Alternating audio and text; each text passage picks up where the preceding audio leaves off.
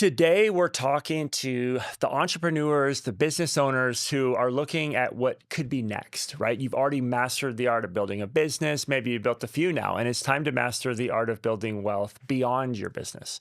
Just like in entrepreneurship, you can create strategic partnerships in investing that allow you to stay in your lane and focus on what you're good at while growing your capital and generating truly passive income.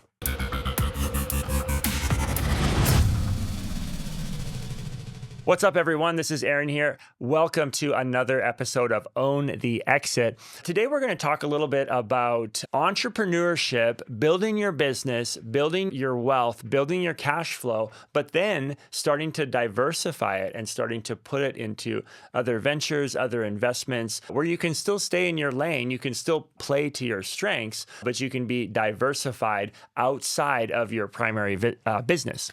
And so diversification, right? This is a word that we hear a lot about. People are like, hey, you got to be diversified and all this stuff. I actually don't really like that word when you're first starting out in business as an entrepreneur. Diversification, as entrepreneurs, there's something that we can suffer from that's called shiny object syndrome. I don't know who came up with that name. It's what I call it. It's where I'm so excited about, I want to put 10,000 here and 50,000 there, and I want to partner with this person over here, and he needs 50,000, and I want to start two things there. And it's like fear of missing out, or it's just being excited as an entrepreneur and being, quote, diversified. But I don't think that's a good strategy. I don't think that's wise. The shiny object syndrome isn't good when you're first starting a business. Just successful business owners I know started a business and they did that one business for a long time until they made millions of dollars and sold it and built up. Some of the greatest business people of our generation, Jeff Bezos, he started Amazon and he wasn't trying to start anything else for a long time, even though that was like a beast of a company. But some of these biggest, Apple, Microsoft, some of these large, like the biggest brands, they were entrepreneurs, but they stayed and they built an absolute monster of a brand and a company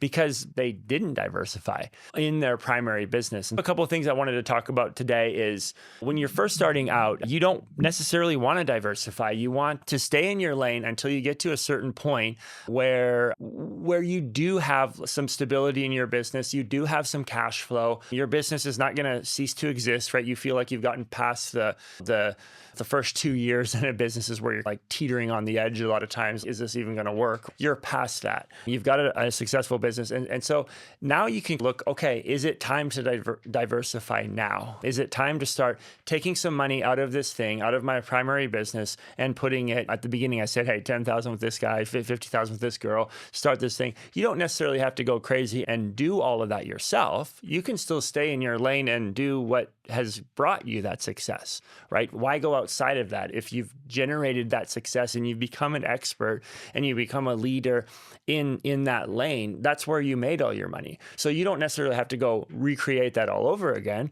You can put that with other people. You can diversify into different types of investments. And so I think some of the signs to know that you're ready to do that is your primary business is stable.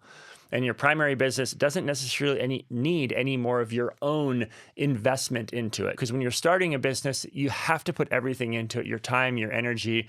At least that's been my experience. Starting something half-hearted, I haven't been successful doing that. I've been successful by being wholehearted with everything. But then it gets to a point where if I did a good job, maybe that business doesn't need me as much as it did before. It takes on a life of its own. It's successful in its own right.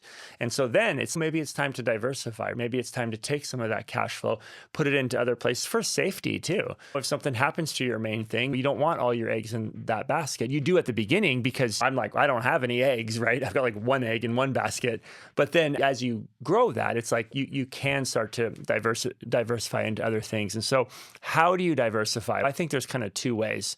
You can diversify and I'm talking about passive here. I'm talking about passive investments, passive going into businesses with partnerships where you're not doing all the work. You could diversify by going and starting something completely scratch from the ground up.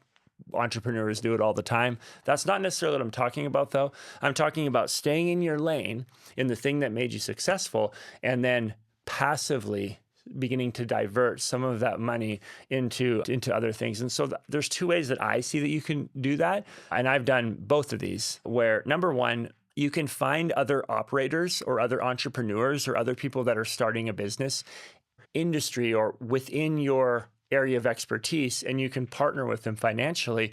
And that can be a really good idea because you know that industry.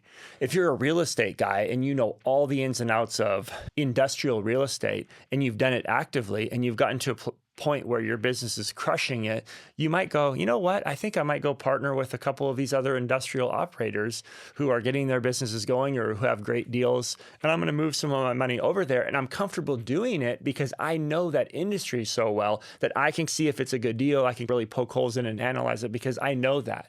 So that's one way that you can diversify, where you still get the benefits of all of that, but you don't have to do the work. And then I would say the second way is you can diversify into other assets or investments or businesses where you don't know anything about that industry. So let's say you're the real estate guy, right? Maybe it's e-commerce, maybe it's car dealerships, maybe it's oil and gas, maybe it's something that's outside of your area of expertise, but you're able to find a trustworthy partner or a trustworthy operator in that industry that then you partner with them financially, they do all the work. And at that point, you're trusting the operator and you're trusting their knowledge of that asset class and their ability to execute and operate on that. And those are some of my thoughts on being a successful entrepreneur and then beginning to diversify some of that. And being an entrepreneur, is the point just to have that single successful business and just have it forever? Or is the point to start to diversify where you can start to have passive income and you can start to have some of your wealth spread around? I think it can be really wise to do that when the time is right. Just as a recap, look for ways, understand where you are in your entrepreneurial journey. I think that's important, right? If you've just started a business 6 months ago, you probably don't want to take $50,000 of your money and go throw it into this thing, because you need that. You might need every cent you have. So recognize where you are on your timeline of your business to then where being in a stable point where, yeah, that 50,000, I'm not going to feel that. That's not going to hurt me and I can put it over here. So recognizing where you are in your entrepreneurial journey to then begin diversifying and then figuring out how you're going to diversify. Are you going to go into other markets in an industry that you're familiar with, or are you going to go into something else that you don't know anything about, but you're with an operator who does? Either way, you need to find a good operator, a good partner, somebody, whoever you're wiring that check to. You have to trust that person. You have to know that person. And that operator or that person, that manager is more important than even the investment itself. And so those are some thoughts. I would love to hear your comments. If you're an entrepreneur, if you're at the place along that timeline of starting a business or getting it to a more stable point where you want to diversify some of your cash flow, some of your equity into other things, would love to hear your thoughts on that and your thoughts on this episode. Go ahead and subscribe to Own the Exit. We appreciate all of our listeners and followers. Until next time, I'll see you later.